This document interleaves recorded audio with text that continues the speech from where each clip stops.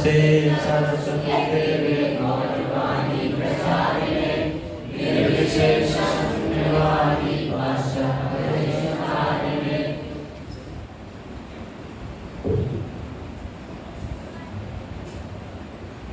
हरे कृष्णा।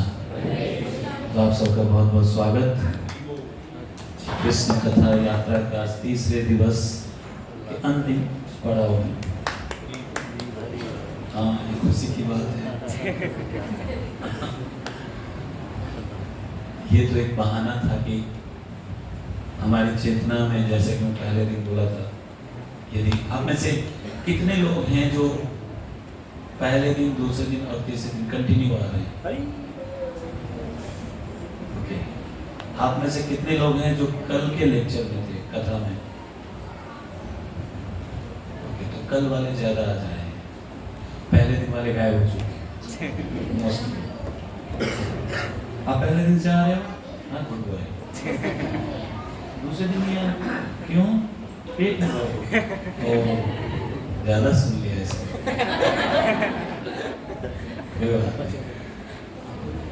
तो पिछले 2 दिन से लगातार आप लोग मुझे बर्दाश्त कर रहे हैं, मेरी कर्कश वाणी को, और आज फिर बर्दाश्त करने के लिए यहाँ पे आए। इसके लिए विशेष आभार और धन्यवाद आप सबका। काफ़ी अच्छा एक्सपीरियंस रहा मेरा आप लोगों के साथ में। यहाँ पे आके 1.5 घंटा आप लोगों का संग मिला। ज़्यादा इंटरेक्शन तो नहीं हुआ, लेकिन मैं कुछ देख के जो कुछ सीख या समझ सकता था वो मैंने लिया है, जिसको मैं अपनी ज़िंदगी में डालने का प्रयास करूँगा। तो जो भी हमने पहले दिन हमने किस असुर को मारा था? अच्छा, तो पूतना हमारे कौन सी कमियों को दर्शाती है? हाँ, हम लोग भी ढोंगी हैं या नहीं? नहीं है। ये नहीं है बाकी ये तो महान बात, ये महान बात बहुत महान। मुझे तो लगा हम सब ढोंगी हैं, हम सब ढोंगी हैं। वो कैसे हैं वो हमने पूतना की कथा में चर्चा किया था। दूसरे दिन कल किस असुर को मारे थे हम लोग? दोनों को। अच्छा, सक्टासुर से क्या सीखा था? ईगो क्या? ईगो करना, तमोगुण रजोगुण क्या करना? नहीं करना। ओवरलोड क्या? स्ट्रेस तो क्या? मैं समझ नहीं पा रहा हूँ। हाँ हाँ, वेरी गुड। अरे तो क्या नाम आपका? प्रखर। तो कौन से जोन में भक्तों को रहना चाहिए? क्यों? Very good. प्रखर को बहुत अच्छा जवाब दिया, वेरी गुड, कंक्लूड कर दिया इन्होंने। और ओवरलोडेड या बर्डन को लेके क्या समझा था हमने? क्यों ऐसा करते हैं? दिखा सके। Smart boy, very good. किसको दिखाना है? हाँ, और लोगों को दिखाना। इसको दिखाना चाहिए नहीं? हाँ, मैं कुछ हूँ भी पहलवान नहीं, दिखाना चाहिए कि नहीं दिखाना चाहिए? क्यों नहीं दिखेगी? कमी क्या है? हाँ, क्या कमी है? यही तो समझना है। बताइए बताइए बताइए। फ्रस्ट्रेशन होता है।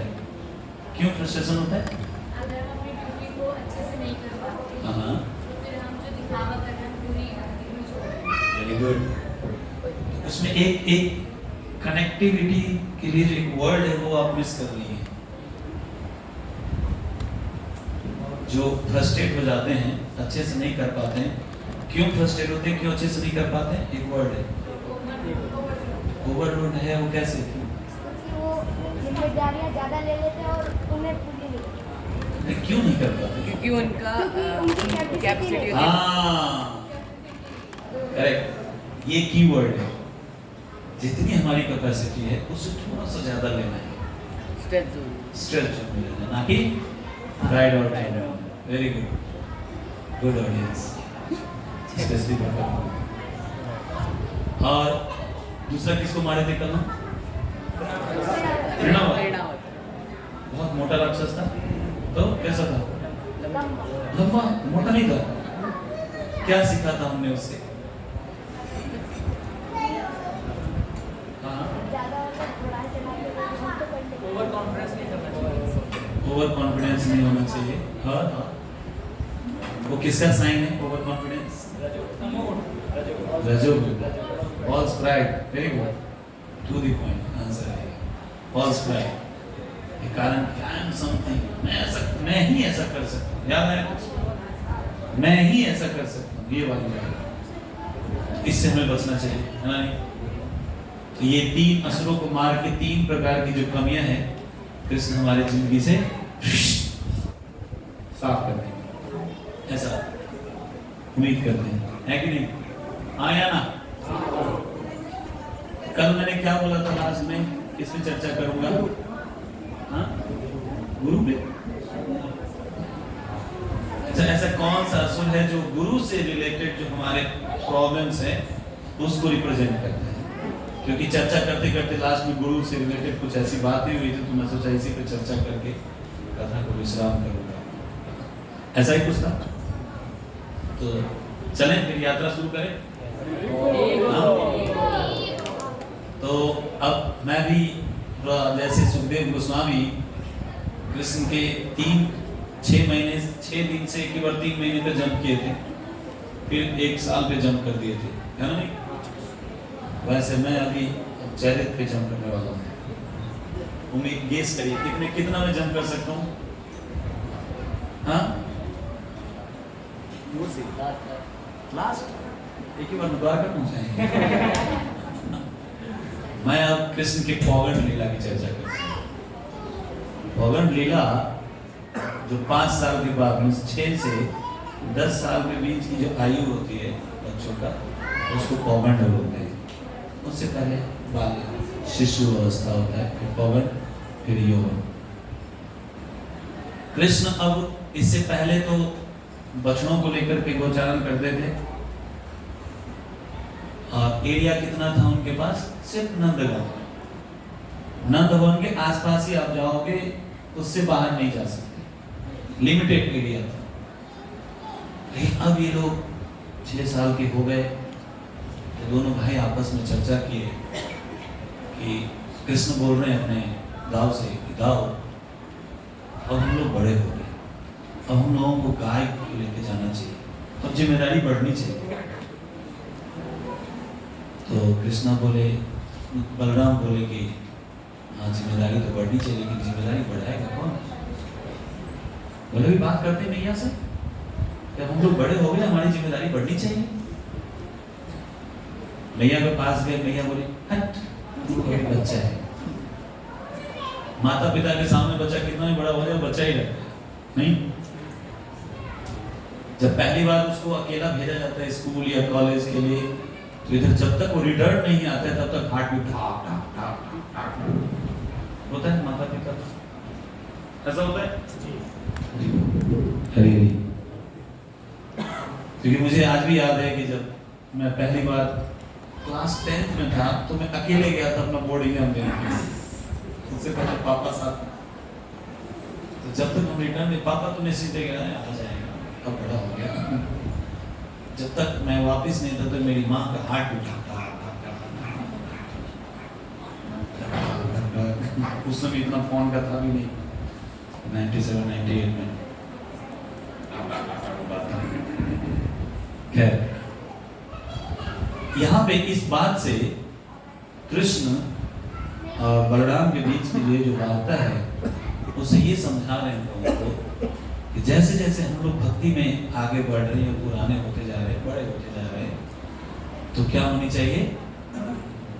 हमारे कंधे पे जिम्मेदारी हल्की होती रहनी चाहिए, नहीं बढ़ती रहनी चाहिए। क्या आप लोग बढ़ा रहे हैं? ईमानदारी से नहीं बढ़ा रहे? क्यों? कल से 15 kg कंधे पे वजन रहे। अभी देखिए आपका ये मंदिर बनने वाला है, इसका डिजाइनिंग का काम 90% हो चुका है।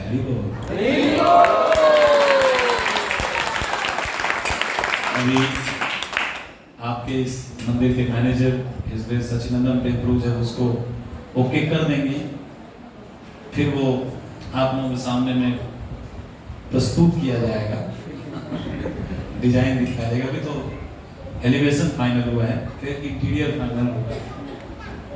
कितने फ्लोर का क्या बन रहा है सरप्राइज है। तो क्योंकि अब आप सब भक्ति में आगे बढ़ रहे हैं, माताएं बीच में बात नहीं करेंगी, मेरी आंखें देख रही हैं कौन कौन बात कर रहे हैं। अब सिर्फ मैं बोलूंगा, आप लोग सुनेंगे प्लीज। तो अभी आप लोगों के अंदर बहुत जिम्मेदारी आने वाली है मंदिर बनाने के लिए। रेडी हैं? सचिन आप मंदिर तो बन गया, कितने अच्छे बने, कितने तगड़ी आवाज।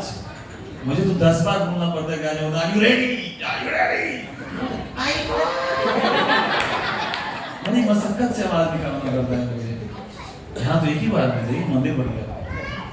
अब जाके डिजाइन अपना फाइनल कर लीजिए, फिर इन सबको दिखाइए किसी संडे लंच प्रोग्राम में। तो जिम्मेदारी अब आप लोगों को लेना पड़ेगा। जैसे अभी कृष्ण दोनों भाई मैया यशोदा से बात किए कि भैया अब हम लोगों को गोचारण की सेवा मिलनी चाहिए, गाय को लेकर जाएंगे, बछड़े को, बछड़ा भी साथ में जाए, कोई दिक्कत नहीं, हम लोग संभाल लेंगे। मैया मना कर दी, नहीं मैं अलाउ नहीं करूंगी, जाओ बाबा से पूछो। तो कृष्ण बलराम दोनों गए नंद बाबा के पास।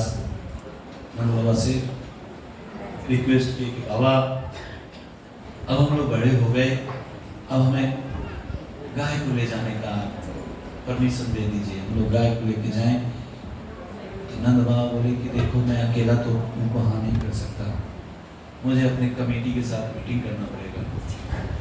उस कमेटी में यदि सबने हाँ कर दिया, क्योंकि सिर्फ कृष्ण और बलराम की बात नहीं थी, सारे जो गो बालक थे, जो कृष्ण के बैचमेट थे, वो सब की बात थी, वो सब जाना चाह रहे थे कृष्ण के साथ। और कृष्ण के लिए हाँ होगा तो सब मैं भी जाऊंगा, कौन रुकने वाला है। तो सबके साथ बैठ के नंद बाबा बातचीत किए और फिर सब लोग हाँ हाँ अच्छी बात है, बच्चा बड़ा हो जाए। तो शास्त्र कहता है कि बच्चा 5 साल का हो गया तो जिम्मेदार है, तो कोई भी जिम्मेदारी ले सकता है, जाने दिया जाए। अब कृष्ण इतने उत्तेजित या व्याकुल क्यों हो रहे थे कि मुझे गाय को लेकर जाना है? क्योंकि वो चाह रहे थे अपनी लीलाओं को विस्तार करना, वन में जाके वृंदावन की याद आ रही थी। सारे वनों में 12 वनों में से सबसे प्रिय वन, प्रभु जी किसी को ढूंढ,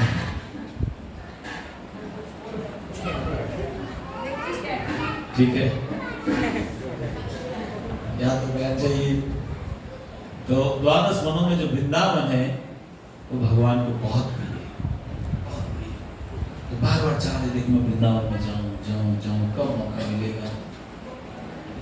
बैठक हुई, बैठक में सबने रेजोल्यूशन पास कर दिया कि ठीक है अब ये लोग गाय को लेके जाएंगे बछड़े के साथ। वहां से निकले एकदम मैया फर्स्ट क्लास उन लोगों को सजा बजा के पोटली दे दी, लंच।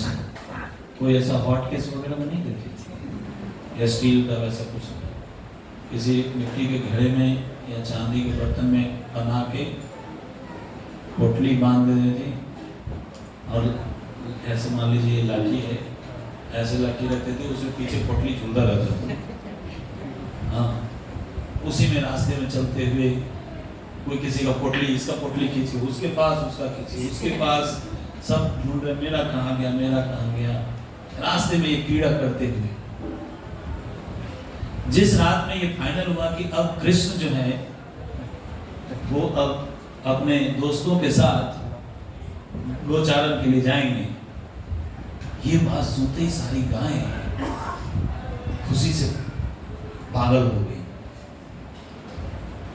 और उनके बछड़े जो थे वो भी अपना बोले, मैया आप अकेली जाओगी, मैं भी जाऊंगा आपके साथ। बोले अल्लाह तुम कैसे जाओगे, तुम छोटे पार्टी के साथ जाओ, तुम बड़ी पार्टी। नहीं नहीं भैया हम आपके साथ जाएंगे। ठीक है, ऐसा बताया था कि रातों रात सारी गाय रस्सी तोड़ के निकल गई। जिस रास्ते से भगवान जाएंगे उस रास्ते में जितने भी कंकड़ पत्थर जो भी आ रहा था, कांटे सबको अपने पैरों से तोड़ के ऐसा सॉफ्ट बना दिया जैसे जॉनसन बेबी पाउडर। है ना? पाउडर सारे अच्छे होते हैं, जॉनसन बेबी अच्छा जॉनसन बेबी पाउडर की तरह सॉफ्ट बना दिया। अब अभी भी जाइए तो ब्रज की जो धूल है आपको बहुत ही, यहाँ की धूल से वहाँ का धूल डिफरेंट लगेगा, बहुत सॉफ्ट लगेगा। उसको जब आप लगाएंगे तो लगेगा पाउडर लगा था, ऐसी फीलिंग आती है। मॉडर्न एज में तो सब Too much Prabhu. This we cannot do. नालायक कहेगा, इससे ज्यादा खूबसूरती है।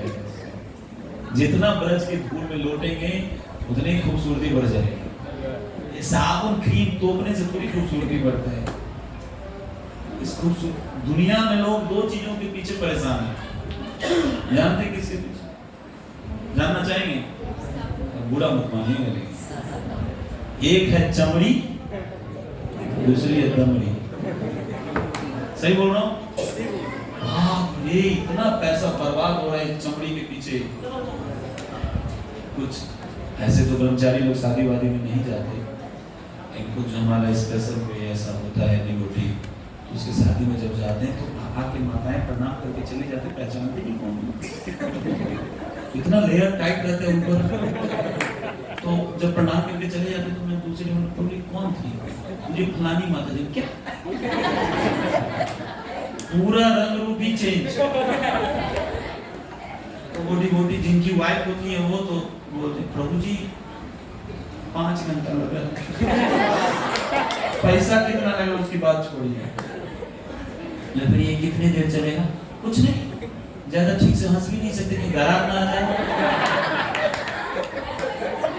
बुरा मत मानना, मतलब मैं भक्तों की बात नहीं कर रहा हूँ, एक चैनल बता रहा हूँ। परेशान है कैसे इसको चमकाएं। यानी भगवान ने जो दिया है उससे ज्यादा और कुछ अच्छा हो नहीं सकता। उल्टा उसको यदि कुछ अच्छा करने जाओगे तो बिगाड़ दोगे, और बिगड़ ही जाते हैं। बहुत डरावनी लगती है माताएं। हम तो जान पहचान के हम सामने ना आके रोज हरे कृष्णा थैंक यू रोज आप आए, कौन थी? सच में तो कोई नया आ गया, बड़ी डरावनी। इट्स नेचुरल, जो भगवान ने दिया है वो सबसे ज्यादा सुंदर है, वो असली ब्यूटी है। तो ब्रज की धूल जब लगाएंगे तो और खूबसूरत हो जाएंगे, पूरा चिकनाहट आ जाएगा। जैसे क्या क्या लगाते हैं मम्मी चमचमाने के लिए ना, तो जितनी भी गायें थी वो सब जाके रोड को पहले ही पूरा मुलायम कर दिया। क्यों? क्योंकि कृष्ण परमात्मा के रूप में हर एक जीवात्मा के अंदर नहीं। तो गाय समझ गए कि देखो हमारे स्वामी इसी रास्ते से जाएंगे लेकिन नंगे पांव जाएंगे। उनको उसको कैसे पता? भगवान ने हृदय में रिवील किए उसका प्रेम को प्रदर्शित करने के लिए। जब सुबह तैयार हुए, पूरा पोशाक गोप वाला पोशाक पहनाया गया कृष्ण को, लखोटी लिए, एक हाथ में बांसुरी, कमर में जो भैंस का जो सींग है उसके ऊपर का कवर जो है उसको क्या बोलते हैं? हॉर्न तो वैसे तो ऐसे बिगुल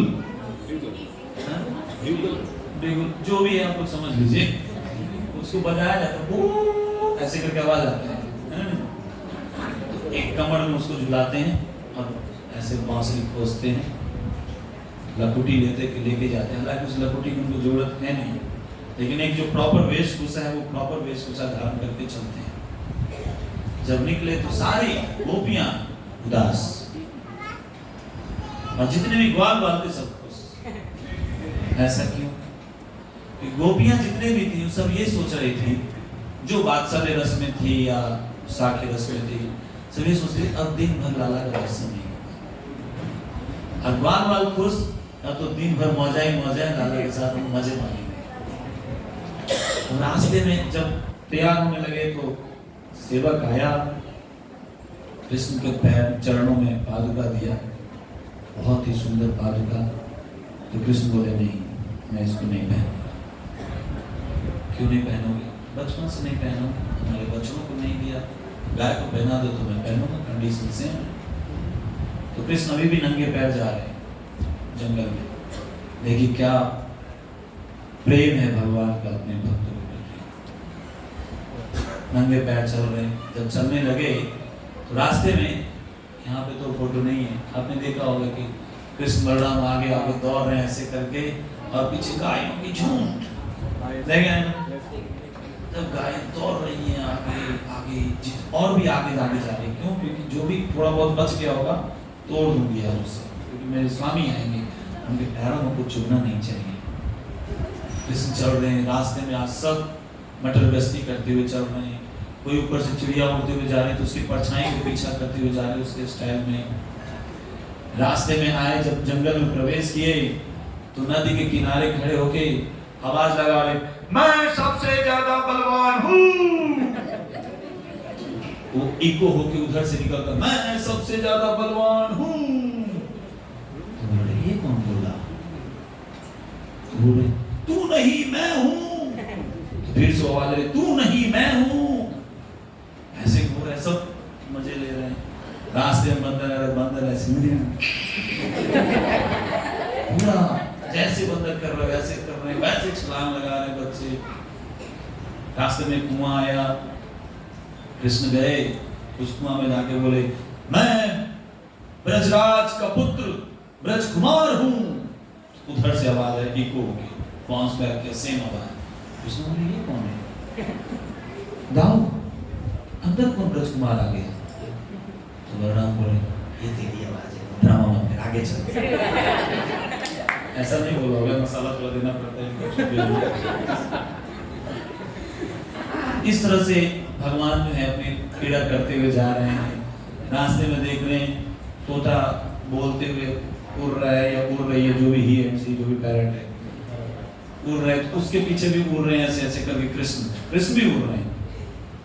मोर को नाचते हुए देख रहे हैं तो मोर के बगल में जाकर खड़े हो जाते, बोला तुम क्या नाचेगी, तुमसे ज्यादा अच्छा मैं नाचूंगी। फिर उसके सामने नाच रही तो मोर को फेल कर देते हैं। मोर शर्मा नीचे कर लेता है। इस तरह से भगवान क्रीड़ा करते हुए जा रहे हैं। जब पहुंचे जंगल में, गोचारण चल रहा है, मस्ती में आराम से चल रहा है। दोपहर का समय हुआ। दोपहर का समय जैसे होता है तो अब लोग सोचते हैं, तो जितने भी ग्वाल हैं बोलते, कृष्णा अब तो लंच प्रसाद तो हो गया, जो पोटली लगा हुआ था। आप में से कितने लोग टेर कदम गए हुए? टेर कदम बस, हमारा तो वो हब है, स्पिरिचुअल हब।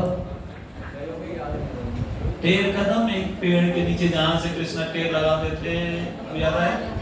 हाँ, कितने लोग गए? 2-3 हाथ उठ गया एक्स्ट्रा नहीं। अच्छा, रूप गोस्वामी का भजन कुटीर जहाँ पे है, हाँ ये थोड़ा ये सब लीला स्थली याद रखना चाहिए।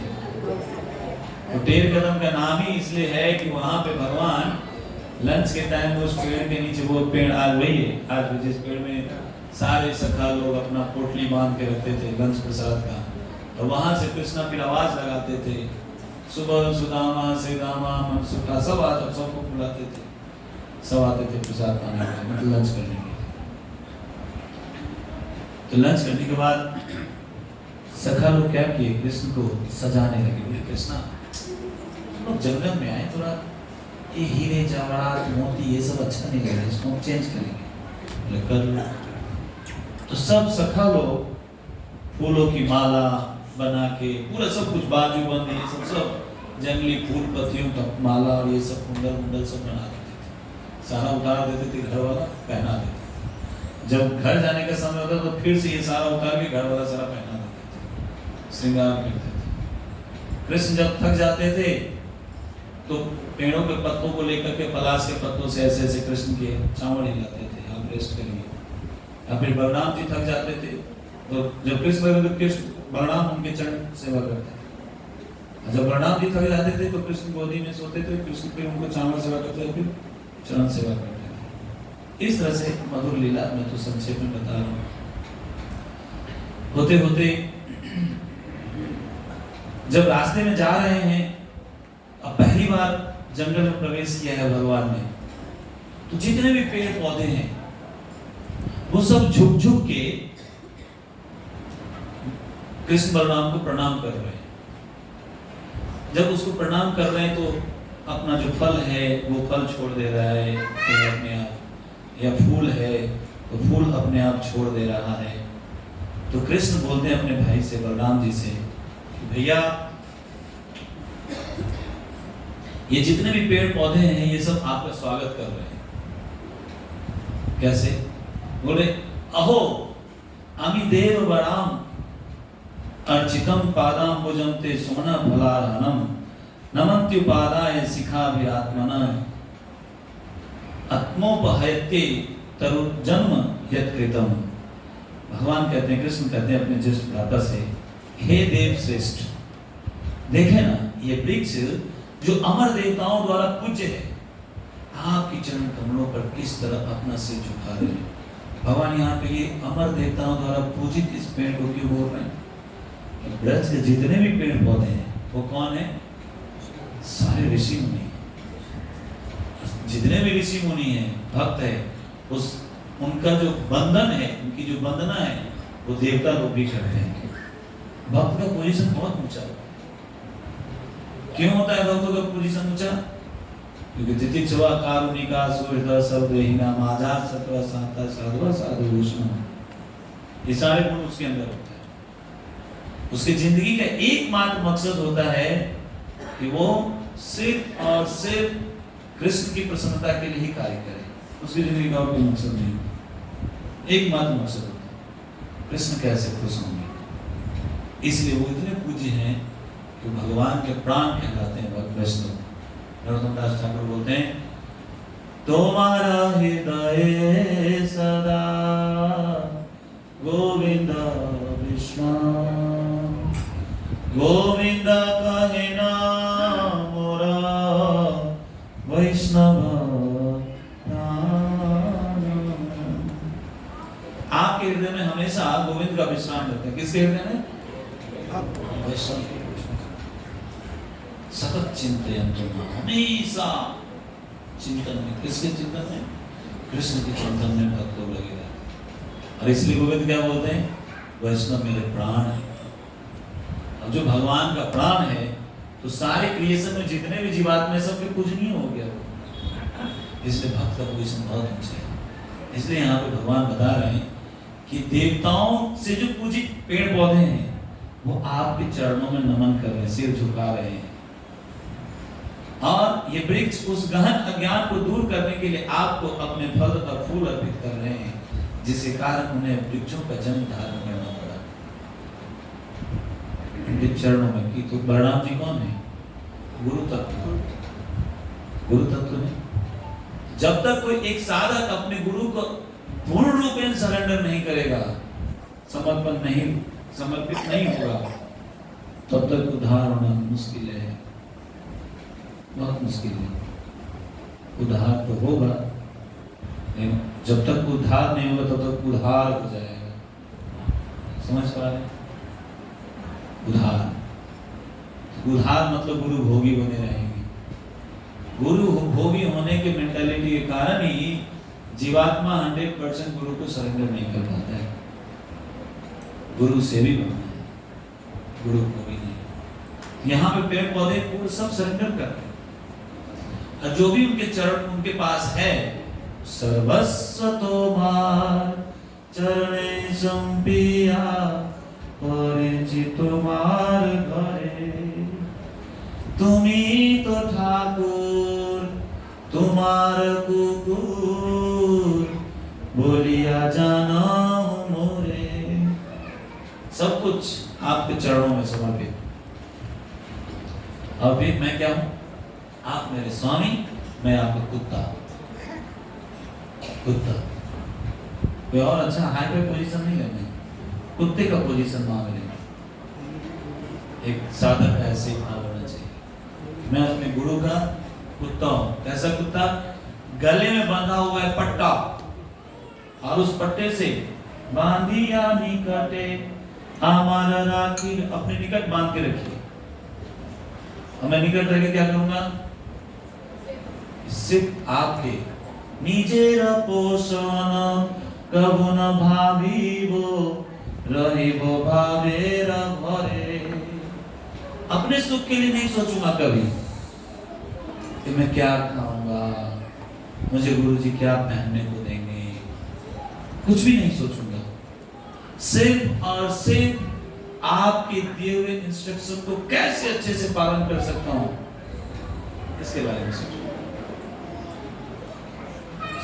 सिर्फ और सिर्फ आपके इंस्ट्रक्शन के बारे में सोचेंगे। ये भाव शिष्यों का होना चाहिए। तो यहाँ पे जैसे ये बात बताते हैं कृष्ण कि देखिए सारे जो पेड़ पौधे हैं, फूल पत्ती सब आपको समर्पित कर रहे हैं, सब आपके चरणों में शरण ले रहे हैं। ये सदाचार है। एक्चुअली में ये जितने भी पेड़ पौधे हैं ये सब कृष्ण को अर्पित कर रहे हैं, लेकिन कृष्ण उसको डायरेक्ट कर रहे हैं बलराम जी की तरफ। क्यों? बलराम से बड़े दाव है।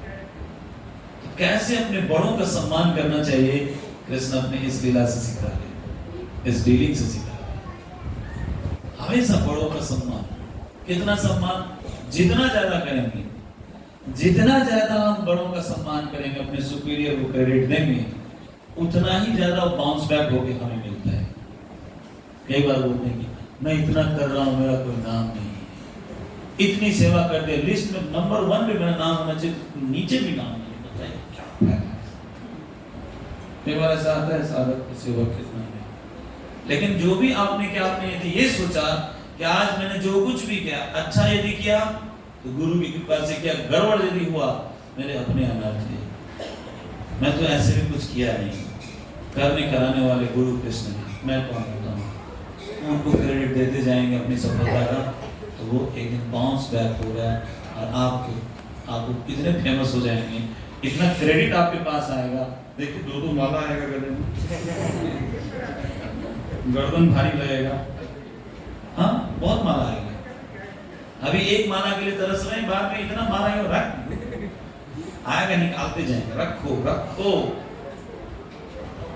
माला का इंटरेस्ट ही खत्म हो जाए, पहनाया कि नहीं पहनाया, ऐसा हो जाएगा। इतना मिलेगा, कब मिलेगा? कब मिलेगा?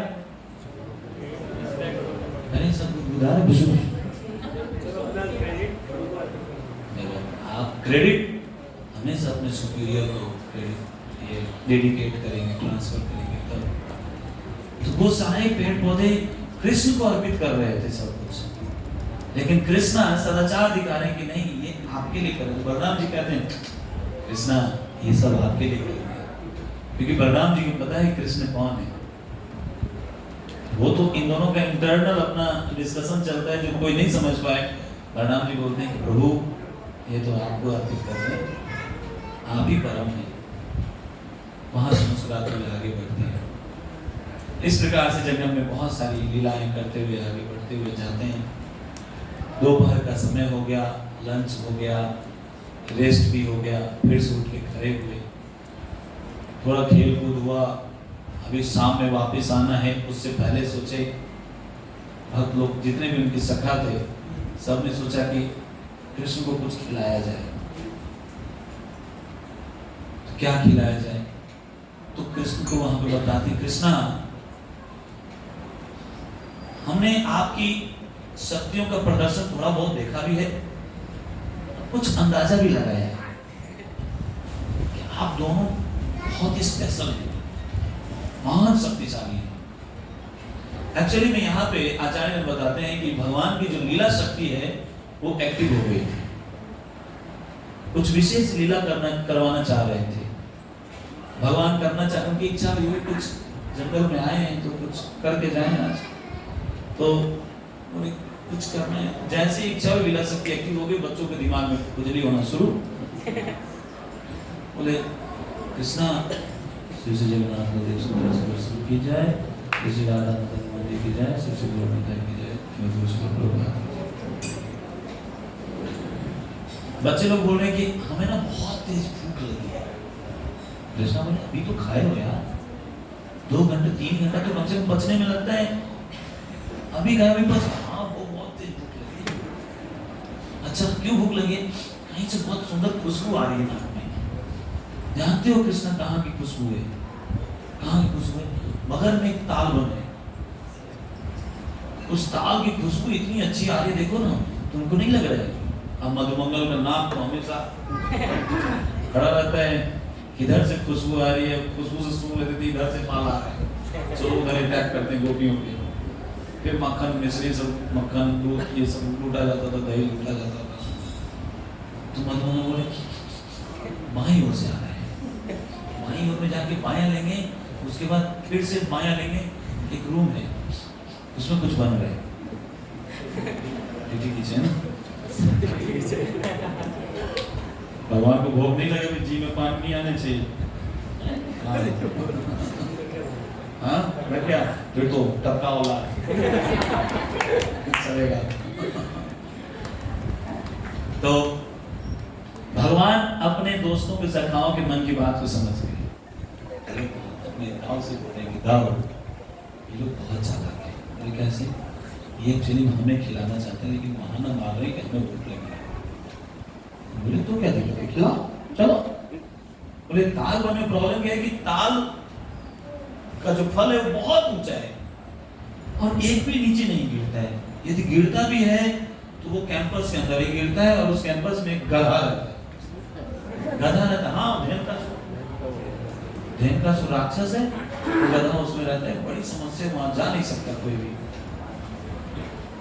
तो बोले बलराम जी बोले इसमें क्या दिक्कत है, चलो मैं हूं ना। क्या है गाना? गाना क्या है? किसका है इंतजार तुमको? मैं हूं। मैं हूं ना, चिंता मत करो, चलो। तो सब टोली उधर चला ताल वन में। बोले कुछ ताल वन में असुर का अधिकार है, एक्चुअली में तो वो गोकुल वासियों का उस पर अधिकार होना चाहिए, लेकिन कंस ने अपना अधिकार जमा रखा है और गधा के रूप में एक धेनुकासुर नामक एक विराट राक्षस को बिठा रखा है बड़गारी के लिए। कोई चिड़िया भी यदि उसमें घुस जाए उसको ही मार देता है, इतना बदमाश है। ठीक है, जाते जाते जाते जाते सीधा पहुंच गए ताल वन के अंदर, प्रवेश कर गए। अंदर जब प्रवेश की तो देखे नीचे तो एक भी फल नहीं है। तो बलराम जी बोले कोई बात नहीं अभी दिखाता हूँ। बलराम जी गए, उस पेड़ को पकड़ कैसे हिलाए, बलराम है। बलराम जी उस पेड़ को जैसे हिलाए ऊपर से फल धड़ धड़ाधड़ गिरने लगा। अब यहाँ पे ये जो पेड़ को हिला रहे हैं बलराम जी, आचार्यों का अलग अलग मत आ रहा है कि बलराम जी गुरु तत्व होने के रूप में जब कोई एक साधक गुरु के पास पहुंचता है तो गुरु क्या करते हैं?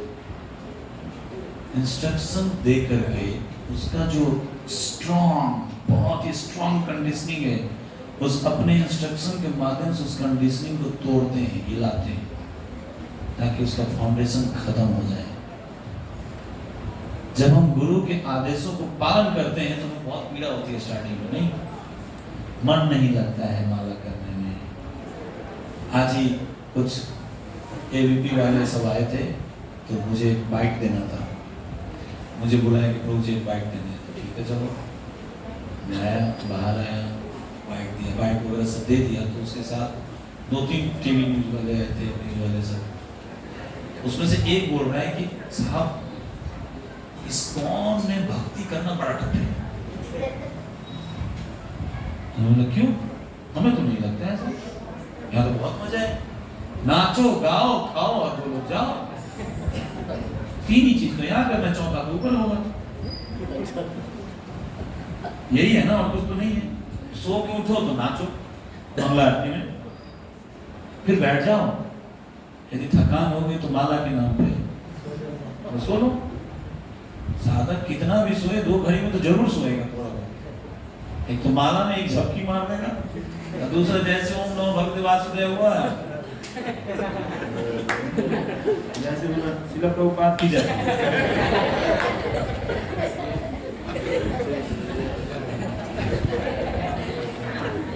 सही बोल रहा हूँ? ओम नमो भगवते वासुदेवाय पे सीधा शटर डाउन। जय शिला प्रभुपाद ग्रंथ राज श्रीमद् भागवतम की जय। हरे कृष्ण। कैसा कैसा बहुत बढ़िया था। नींद तो अच्छी है। और क्या चाहिए? यदि कथा में हम सो भी गए तो भी उसका फायदा है। एक स्टोरी सुनाऊंगा। एक बार एक व्यक्ति था, ऐसे कथा शुरू हुई 7 दिन की कथा। तो एक व्यक्ति था रोज आगे में आके बैठता था। जैसे कथा शुरू हो आगे सबसे आगे में एकदम जैसे अभी हमारे बच्चा पार्टी में ऐसे बैठ जाता था। लेकिन आप लोगों की तरह नहीं था वो। आके बैठता था, इधर वो बोलते थे ओम नमो भगवते वासुदेवाय।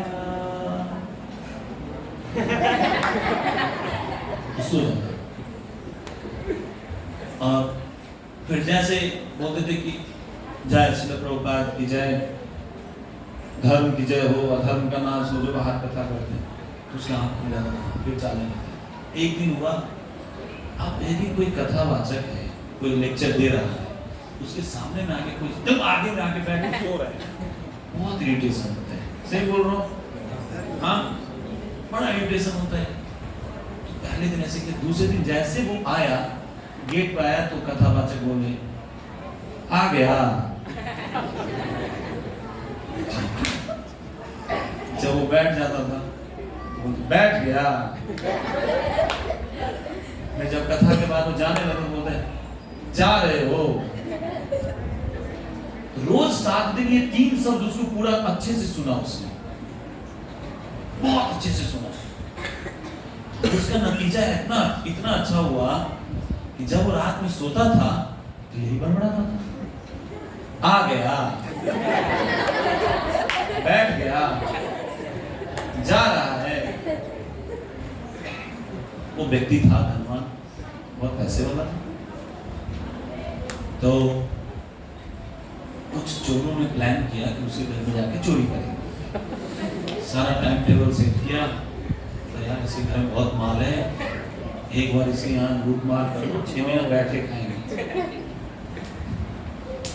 क्या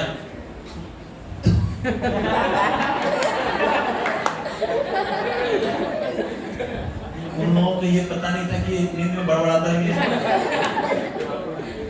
तो बहुत सावधानी से चालाकी से वो गेट के अंदर घुसा और उसके रूम में घुसा। पूरा अंधेरा था, सो रहा था। अचानक से आ गया।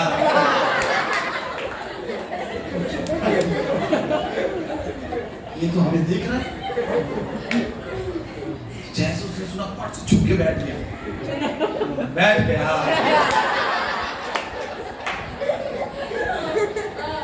यहाँ तो अभी भी देख रहे हैं, तो भागने लगा, जा रहा है।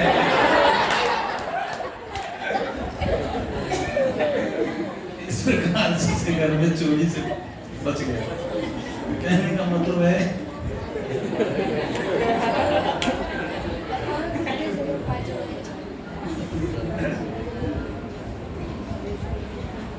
कथा में कैसे भी बैठना चाहिए, तो बहुत फायदे हैं।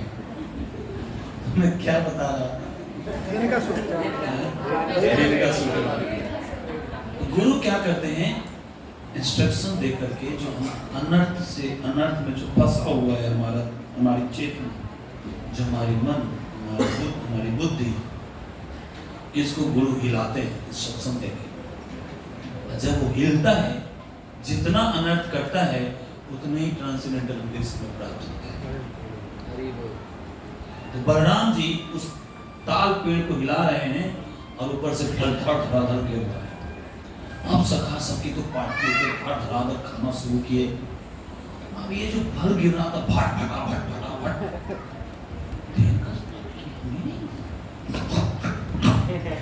करना शुरू कर दिया उसने। कौन है, कहां से आवाज आ रही है? देखा ना, सूंघते हुए आ गया, किधर से मानव की खुशबू आ रही है। उधर को पहुंचा फेंकूंगा। धेनुका का जो बॉडी का कलर था वो ग्रीन कलर का था, हरा कलर का। वो आया, बहुत गुस्से में आया, हाँ मेरे पार्ट में तुम घुस गए हो, इतनी हिम्मत। बहुत जोर से आया, बहुत तेजी से लगा जैसे टकराएगा तो भी चकनाचूर कर देगा, जैसे भी टकराएगा। तेजी से आया और जो बलराम जी पेड़ को हिला रहे थे, बलराम जी क्रॉस करके आगे निकल गए। सच में बता निकला। उतना ही नहीं, वहां से फिर यू टर्न लेके फिर बलराम जी के आगे आया और पीछे मुड़ के अपने पीछे के दोनों पैर से बलराम जी के छाती पे मारा, बहुत तेज मारा। बलराम जी वहीं के वहीं रहे, हिले भी नहीं। गधा, इसी को बोलते हैं गधा।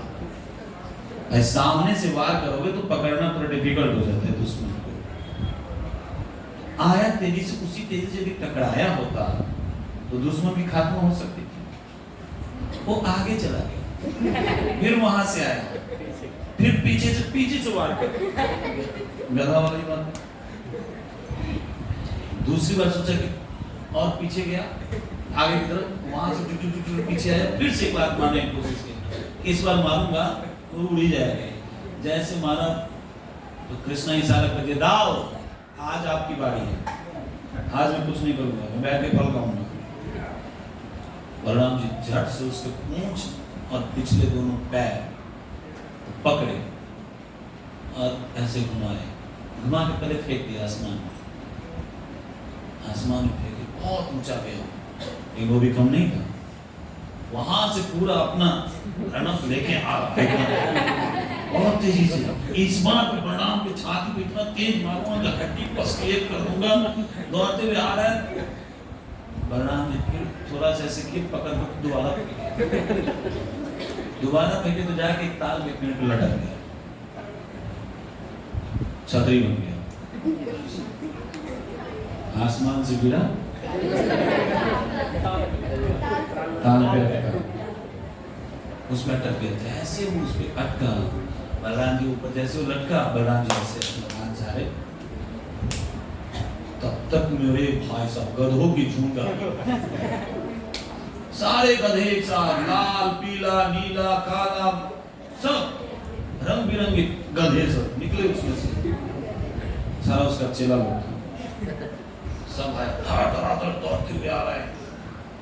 सब एक एक को जैसे सामने से आ रहा है ऐसे पीछे हट में पीछे को फेंक, सब पकड़ के पीछे फेंक रहे। एक एक बार में तो 3-3 4-4 का पूंछ एक साथ पकड़ते थे भगवान और ऐसे घुमा के ऐसे फेंकते थे।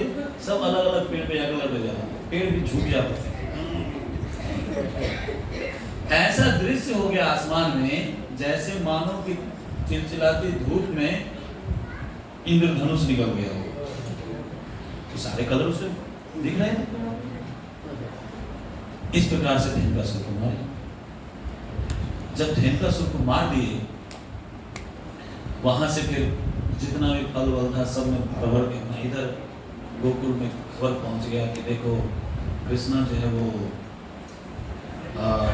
नंदगांव में ऐसा खबर पहुंच गई कि कृष्णा जो है वो इसमें प्रवेश कर गया है धेनुकासुर के एरिया में।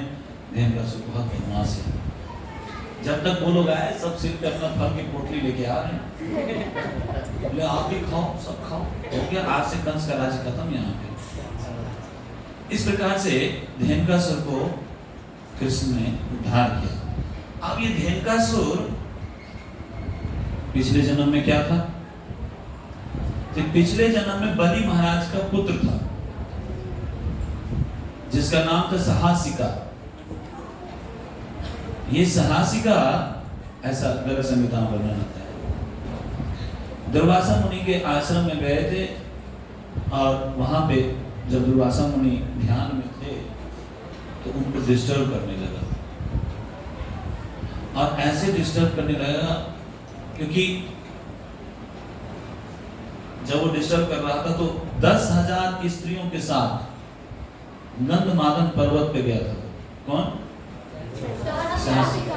कौन था ये? 10,000 स्त्रियों के साथ वहां पहुंच करके ये उत्पात मचाने लगा। जब इस तरह से उत्पात मचाने लगा तो दुर्वासा मुनि को गुस्सा आ गया। अक्कल नाम की चीज नहीं, कहाँ पे क्या करना चाहिए। ये तपोभूमि है, यहाँ पे ऋषि मुनि तपस्या करने के लिए आते हैं, और तुम हो जो यहाँ पे उत्पात मचा रहे, बिल्कुल बुद्धि नहीं, जहाँ तू गधा के रूप में असुर बन जाए, तुरंत श्राप देते हैं। जैसे श्राप दिए तो इसका दिमाग एकदम बत्ती जल गई, फिर गिड़गिड़ाने लगा कि नहीं नहीं आप मुझे माफ करिए। दुर्वासा ऋषि, फिर तुम उस वंश के, तुम प्रहलाद महाराज के वंश के हो, प्रहलाद महाराज के वंश के बलि महाराज, फिर उसके पुत्र सहसी का, तुम उनके वंश के और ऐसे नालायकगिरी कर रहे हो, शर्म आनी चाहिए। बहुत गिड़गिड़ाया वो, तब जाके दुर्वासा ऋषि उसको आशीर्वाद दिए कि जाओ, तुमको बलराम जी के हाथों तुम्हारा उद्धार होगा। अब ये धेनुकासुर किन किन चीजों को प्रेजेंट करता है। सबसे पहले तो ये बताते हैं कि ये इग्नोरेंस को प्रेजेंट करता है। कौन? धेनुकासुर। इग्नोरेंस मीन्स अज्ञानता को, तमोगुण को प्रेजेंट करता है। साथ ही जैसे इग्नोरेंस को कैसे प्रेजेंट करता है, इस संसार की जो भी भोग्य वस्तु है वो सारे किसके लिए है? मेरे लिए। ये तमोगुण है, यही अज्ञानता है। उस ताल वन में धेनुकासुर ये सोच रहा था कि सारा फल जो है ये मेरे लिए ही, ये मेरे महाराज कंस के लिए है। लेकिन उसी फल को लेकर के ग्वालवाल क्या सोचे थे, तो कृष्ण को हम खिलाएंगे। तो सबसे पहली अज्ञानता यह है कि इस संसार में मैं इंजॉयर हूं, मैं भोगता हूं। ये यदि भाव आता है, यश मुझे प्राप्त होना चाहिए,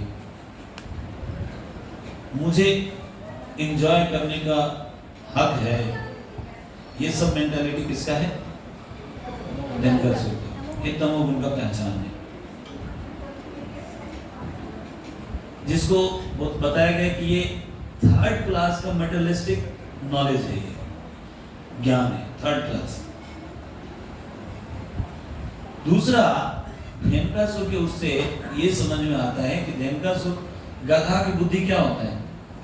गधा सोचता है कि मान लीजिए एक सीजन आता है, जिस सीजन में मई जून के समय में आप यदि ग्रीन फील्ड जो घास वाला एरिया होता है उसमें जाएंगे तो घास बहुत जल्द जाता है, थोड़ा थोड़ा घास रहता है, तो गधा क्या करेगा, 5 किलोमीटर तक चढ़ता हुआ जाएगा, थोड़ा यहाँ थोड़ा यहाँ।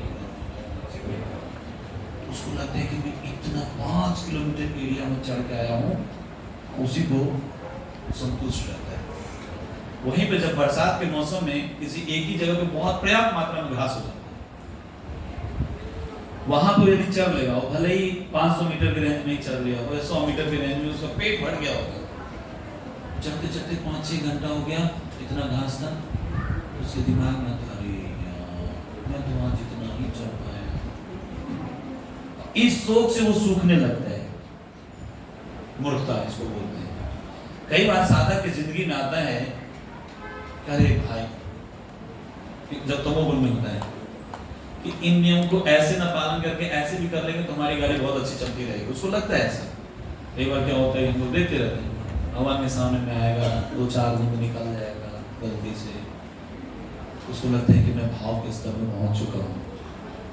इग्नोरेंस क्या होता है, उसे पता ही नहीं भाव क्या होते हैं। जब उसको सही चीज बताया जाए तो आंसू सूख जाते हैं, तो ये अज्ञानता है। तीसरा बताता है इसमें कि जब धेनुकासुर भगवान बलराम जी के वक्षस्थल पे प्रहार किया,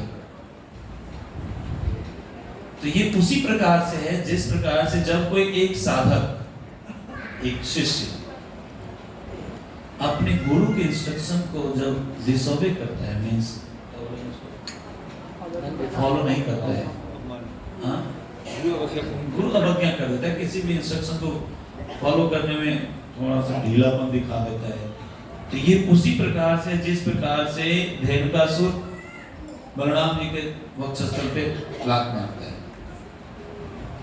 यदि हम कोई भी इंस्ट्रक्शन को ऐसे फॉलो नहीं करते हैं तो हम क्या करते हैं, गुरु के ऊपर अटैक करते हैं, जिसको एक तरह से गुरु अवज्ञा या गुरु द्रोही भी बोला जाता है, गुरु अपराध लगता है। ये सब कुछ मेंटालिटी है।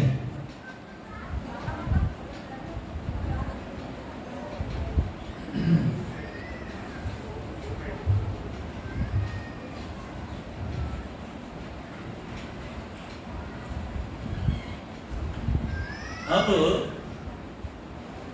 धेनुकासुर के पास्ट टाइम से, मतलब पास्ट लाइफ से ये भी सीखने को मिलता है कि जब धेनुकासुर, जब ये साहसिका नाम का जो असुर था, उसमें 10,000 कन्या के साथ जब एंजॉय कर रहा था, तो अगेन रजोगुण के प्रभाव के कारण व्यक्ति इस सुध-बुध को खो जाता है कि मुझे कहां पे क्या कैसे करना है, तो वो रजोगुण से फिर तमोगुण में प्रवेश करता है, जो बोलते हैं ना घोर तमोगुणी व्यक्ति बन जाता है। घोर तमोगुणी कहाँ क्या करेगा, जिसके कारण हम देखते हैं कि गंधमादन पर्वत पे जाकर के जहाँ ऋषि मुनि तपस्या करने वहां पे जाके ये 10,000 कन्याओं और महिलाओं के साथ एंजॉय कर रहे हैं। पता नहीं लोग देखते हैं मंदिर में कई बार आ जाते हैं दोपहर के समय, स्पेशली गर्मी के मौसम, तो जो हमारा सिक्योरिटी गार्ड रहता है वो डंडा लेके घूमता था, भगाते रहते हैं उसको। ये सब कलयुग में ये सब तो चलता ही है, क्या कर सकते हैं। उसके बाद और बाकी तो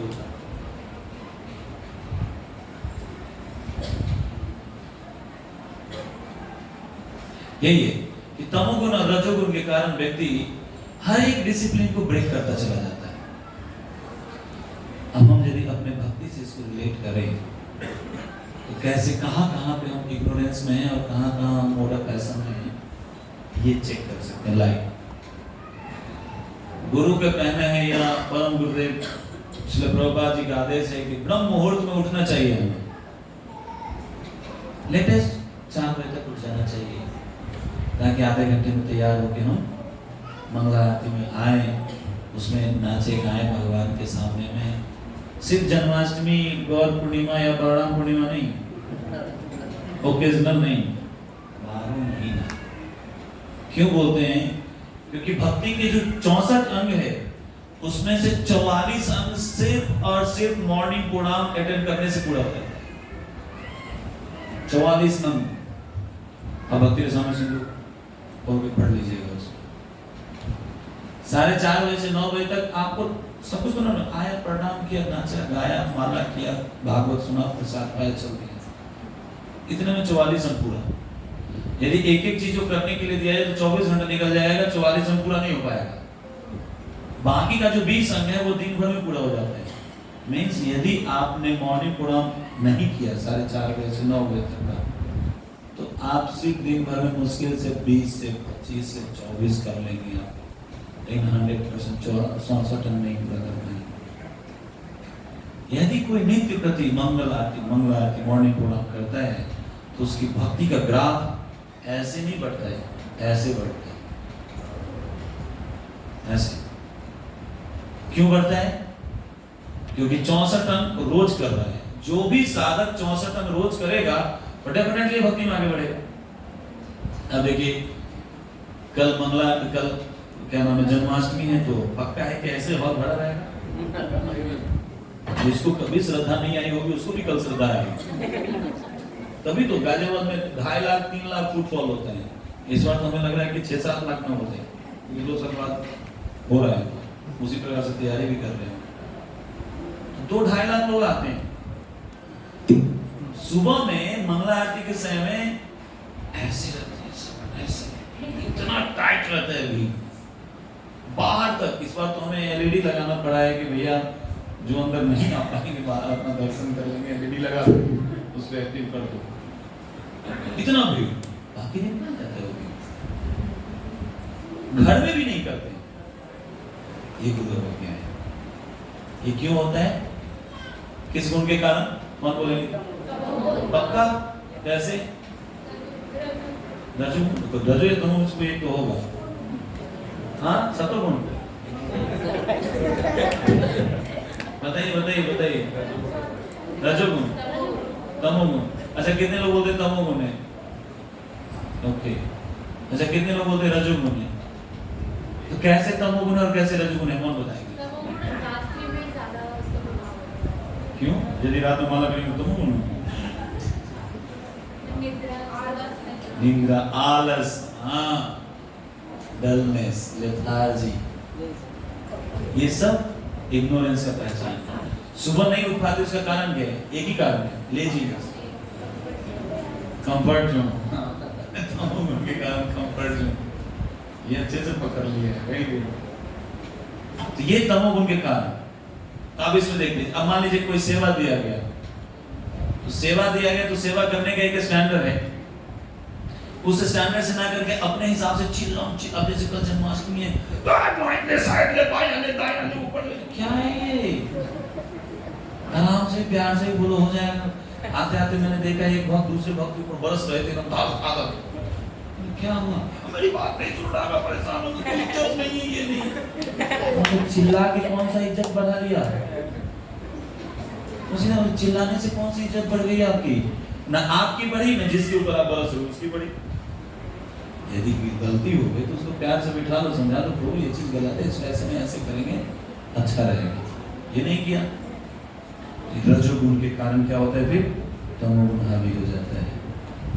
इस तरीके से साधक के जिंदगी में धेनुकासुर के रूप में ये सारे जो अवगुण हैं, तमोगुण या क्या नाम है, रजोगुण का प्रभाव या गुरु अवज्ञा करने का जो स्वभाव है, ये सबसे भगवान हमें बलराम जी के रूप में छुटकारा दिलाते हैं इस कथा का श्रवण करने से। तो आज की कथा धेनुकासुर के साथ, वध के साथ मैं यही विराम दूंगा। आज मैं टाइम पे खत्म कर रहा हूँ, जिसमें मैं कल थोड़ा लेट कर दिया।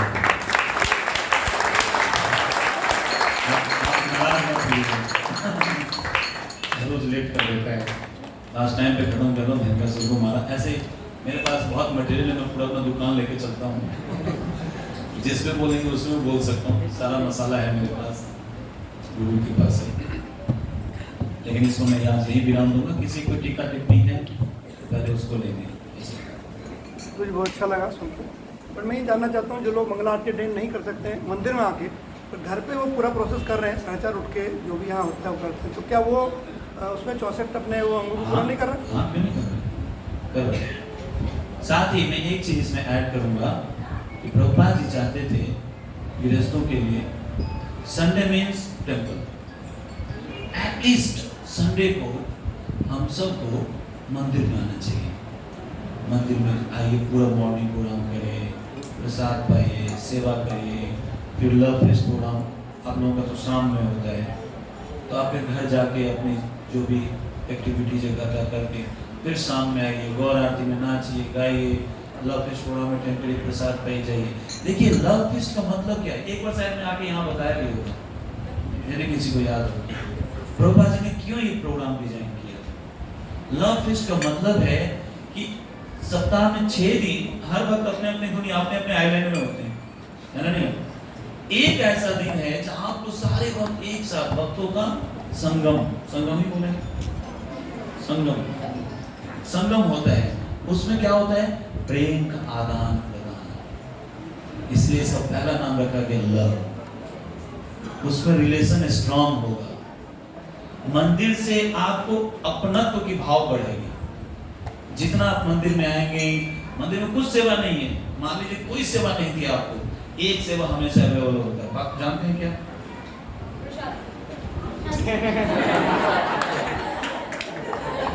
बनाना या खाना? एक सेवा हमेशा अवेलेबल है, क्लीनिंग की। झाड़ू उठाइए, पोछा उठाइए, कहीं भी लग जाए, कोई टेंपल मैनेजमेंट वाला आपको डिस्टर्ब नहीं करेगा। बाकी चीज के लिए पूछे, प्रभु जी किससे पूछे कर रहे हैं, हो सकता है पूछ ले, लेकिन इसके लिए आपको देखो, ये प्रभु जी आपकी सेवा कर रहे हैं, नवजीवन प्रभु एक मिनट प्रसाद रखिए, प्रभु जी को देख लीजिए। आजमा रहे सेवा करने से फिर क्या होता है कि रिलेशन बनता है। किसी भी व्यक्ति से, किसी भी वस्तु से, किसी भी स्थान से यदि रिलेशन बनाना है, आप उसको सर्व करिए। या तो वहाँ जाके बैठ के समय बिताइए या फिर जाके कुछ उस व्यक्ति को सर्व करिए, आपका रिलेशन वहाँ से बनना शुरू होगा। फिर आप उस जगह के बिना या उस व्यक्ति के बिना या उस वस्तु के बिना नहीं रह पाएंगे, आपको विरह महसूस होगा। तो बाकी के दिन घर पे आप कर रहे हैं, बहुत अच्छी बात है। एक दिन प्रयास करिए, संडे मीन्स कहीं इधर उधर नहीं, मंदिर जाना है यार, आज जगन्नाथ जी मेरा इंतजार कर रहे हैं, ऐसे खाओ।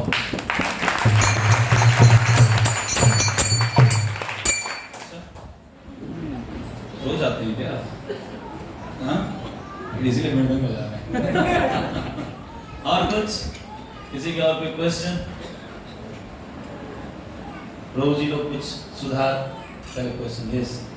जैसे दुर्वासा ऋषि आपके कृष्ण मुनि जब श्राप देते हैं, तो जैसे उसको वाली महाराज के बेटे को दुर्वासा जी ने श्राप दिया, तो उसे सिर्फ गधा भी तो बना सकते थे, गधे के रूप में राक्षस क्योंकि राक्षस था ना, उत्पात मचा रहा था।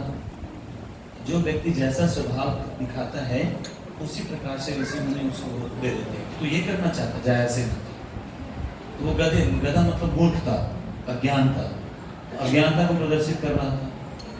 और क्योंकि वो राक्षस था इसीलिए बोला गधा। तो सब दुनिया में हम लोग अज्ञान मतलब किसको बोलते हैं? गधा बोलते हैं, तो इसलिए गधा बोलते हैं।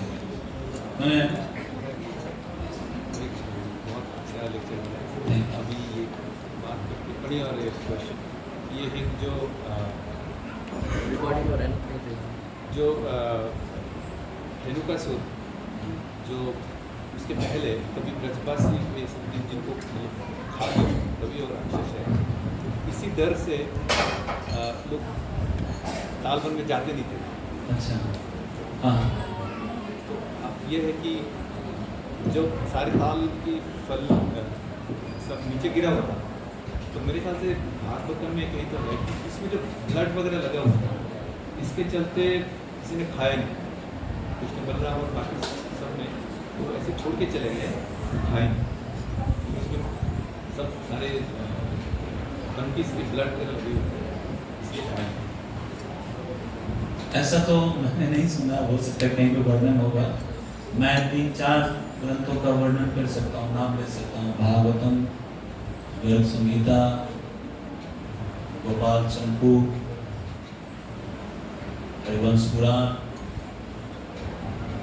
ऐसा मैं तो मैंने नहीं पढ़ा, हो सकता है कहीं और वर्णन होगा। मैं पूरा शास्त्रों का ज्ञाता नहीं हूँ कि ब्लड लगा था। तो हमने तो यही सुना है कि, और इनफैक्ट परम पूज्य राधा गोविंद साईं महाराज के मुख से भी यही सुना है, उनके भी कथा में हमने सुना है कि जब बलराम जिस पेड़ को हिलाए थे तो फल जब गिरने लगा था तो सारे सगा खूब भरपेट करके भरपेट खाए, फलों को खाए थे। हो सकता कहीं और मेंशन होगा, इस पर मैं ज़्यादा तर्क नहीं करना चाहता। Thank you for your good comment.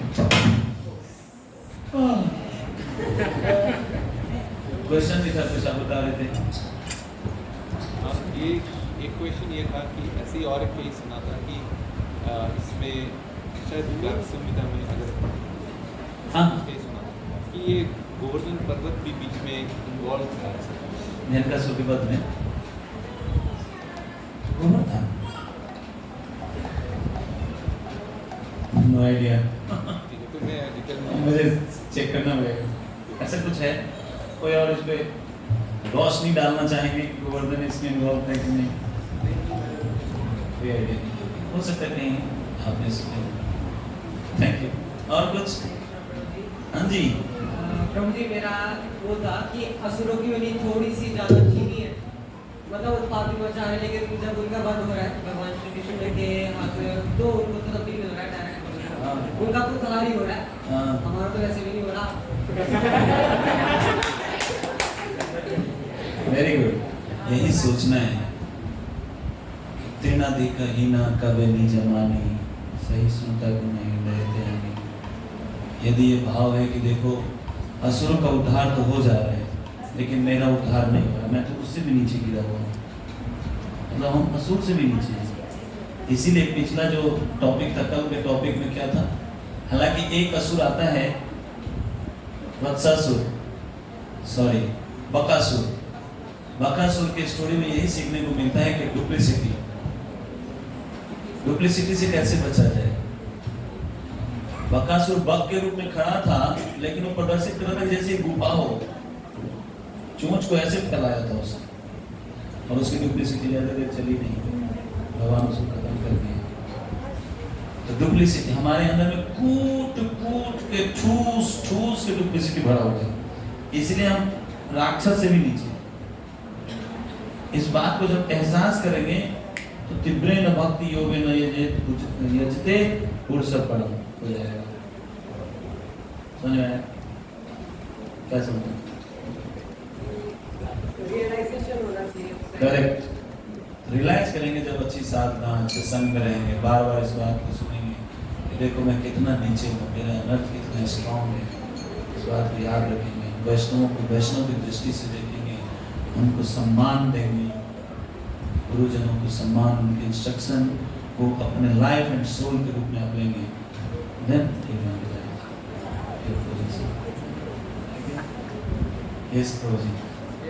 Mic 3 दिन से मैं बक कर रहा हूँ, और हमारे वरिष्ठ वैष्णव से कुछ मुझे सुधारे, मुझे अच्छा लगेगा।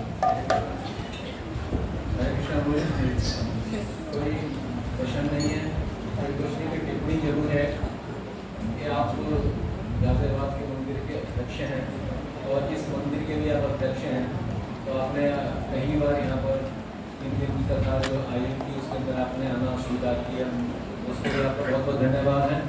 और दूसरा आपने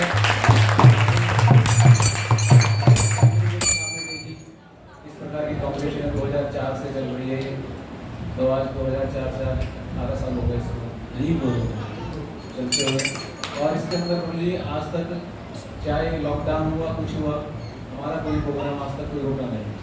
संडे का प्रोग्राम भी हमेशा रहता है, और आज तक कोई संडे का प्रोग्राम मिस नहीं हुआ, चाहे कितना ही परेशानी आई है। तो आपसे विशेष प्रार्थना है कि इस मंदिर के ऊपर थोड़ा सा विशेष ध्यान दें। हम साथ हैं। नहीं, हम साथ में नहीं, मैं साथ हूँ। हमें साथ, हम मतलब पूरी गाजियाबाद साहिबाद टीम हम साथ में हैं। ये बोलो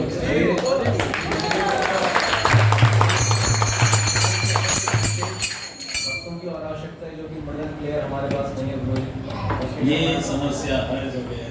मदन प्लेयर भी थोड़ी गाजियाबाद में भी इसको यहाँ पर आप देखिए इतने लोग जो बैठे हैं, ये सभी आप देख रहे हैं, यहाँ पर सदाचारी प्रभु जी यहाँ पर हमारे सिखाते हैं, हारमोनियम लोगों ने सीख लिया, मदन सीख लिया, लेकिन इतने छोटे हैं ये, लेकिन गले में जब हम संगीत कीर्तन के लिए आते हैं तो गले थक जाते हैं। सब लोग सब लोग बहुत कीर्तन करते हैं, तो आपसे विशेष प्रार्थना है कि इस मंदिर के ऊपर विशेष आप कृपा कीजिए, और जरा सी भी कृपा वहाँ से मिल जाएगी तो एकदम तेजी से फलने वाला है। ऑलरेडी मंदिर आप लोग इतना अच्छा आगे बढ़ा रहे हैं, और जो भी मेरे से होगा मैं हमेशा तैयार रहूँगा और हूँ भी। और कोई कमेंट जी, एनीथिंग? बहुत सुंदर लगता है। कल में भी इसका लग गया था, आने पे था, इसे लेटा हुआ था, फिर भी मुझे जाते ही मतलब जैसे खाना पहुँचा, मेरे बेटा ने पूरा सारा स्टोरी बता दिया। इतना सुंदर उनको लगा, मतलब बच्चे इतना मतलब ये हो रहे हैं, मतलब एक कथा से बड़ा सुंदर लगा। ये चैंपियन, थैंक यू। और कोई कुछ ऐड करना चाहते हैं? इससे पहले कि सचिनंदन को तैयार हैं, फायर करें, मैं अपने हृदय से आप सबका कृतज्ञ हूँ कि आप सब मुझे 3 दिन बर्दाश्त किए। ऑनेस्टली मुझे बोलना नहीं आता है, कैसे कौन से शब्दों का चयन किया जाए। ग्रामेटिकली तो मैं कविता को ती कुत्ता बोल देता हूँ, कि बंगाल में पैदा हुआ, वहाँ पालन पोषण हुआ, तो लैंग्वेज मेरी वैसी हो गई है। साथ ही ना मैं विद्वान हूँ कि मैं अलग अलग शास्त्रों से गूढ़ बातों को निकालूं और आप लोगों के सामने प्रेजेंट करूं, ना ही मेरा अनर्थ मुझे अलाउ करता है कि उस कृष्ण का जो प्रेम रस है उसको अपने शब्दों के द्वारा आप तक पहुंचा सकूं। फिर भी सचिनंदन प्रेम प्रभु की अनुकंपा है मेरे पे, विशेष कृपा की है कि उन्होंने मुझे आप सब के बीच में यहाँ पे लाए, और आप सब को झेलना पड़ा, इसके लिए मैं दिल से धन्यवाद करता हूँ। साथ ही 3 दिन के अंदर यदि मेरे बातों से या मेरे व्यवहार से आप में से किसी के भी हृदय जरा सभी ठेस पहुँची हो, आप इस राज को माफ करिएगा और मेरे लिए प्रार्थना करिए कि मैं अपने गुरु के चरणों के धूल के किसी एक कण का मैं तुच्छ सेवक बन के अपनी ज़िंदगी को सफल बना सकूं। Thank you so much. आप सबको जन्माष्टमी के एडवांस बहुत बहुत बहुत शुभकामनाएं। भगवान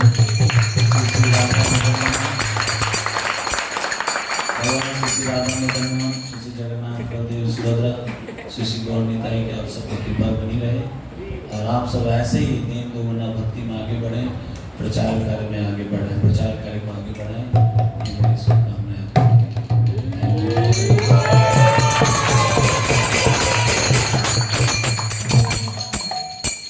हरे कृष्णा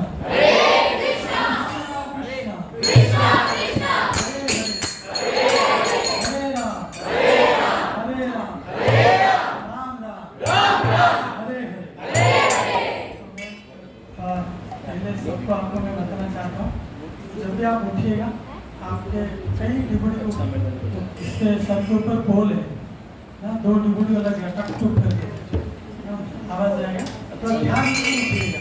तो अभी मैं विशेष रूप से धन्यवाद देना चाहूँगा इसलिए शादी करते को, जो कि यहाँ पे आके ना 3 दिन तक अपने मंदिर का कार्यक्रम को छोड़ के यहाँ पे आना और ये देखा जाता है कि उनका प्रेम मेरे प्रति है, मेरा प्रेम है तो उनका है। इसलिए उनका बहुत बहुत धन्यवाद और इतने सुंदर तरीके से लीलाओं को प्रस्तुत करना, हंसा कर ना उसका गुह्यतम बात को बताना, वो ये दर्शाता है कि वो एक्सपर्ट है, तो मानते नहीं पर है।